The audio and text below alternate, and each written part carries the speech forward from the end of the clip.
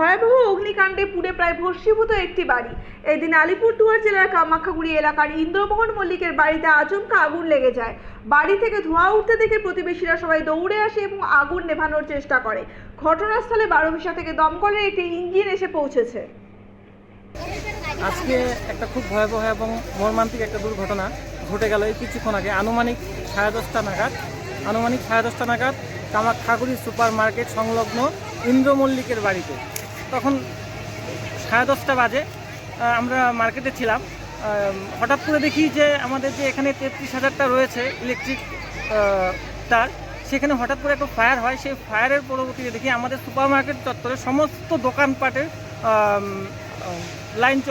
Line চলে গেছে এবং যে মিটার বক্সগুলো ছিল সেগুলোতে আগুন ধরে যায়। তারপর আমরা হঠাৎ করে দেখি যে একটা কালো ধোঁয়ার মতো উঠছে। তখন আমরা সুপার মার্কেটের সমস্ত লোক এখানে আসার পর একটা বিরাট একটা অগ্নিসংযোগ ঘটে গেছে সেই ইলেকট্রিক গলতির জন্য। তারপর আমরা সকলে আসার পর সেই আগুনটা গ্রামবাসীরা আসি এবং আগুনটাকে কিছুটা নিয়ন্ত্রণে আনি। তারপর হচ্ছে কামাখ্যাগুড়ি লোকাল ফাঁড়িতে ফোন করা হয়। লোকাল ফাঁড়ি থেকে 12 ফায়ার ব্রিগেডে ফোন করা হয়। তো ফায়ার ব্রিগেড, কামাখ্যাগুড়ি পুলিশ প্রশাসন এসে আগুনটিকে নিয়ন্ত্রণে আনে। এখন মোটামুটি আগুন নিয়ন্ত্রণের মধ্যেই আছে। আপনার নাম? রাসমোহন দাস, স্থানীয় বাসিন্দা। স্থানীয়।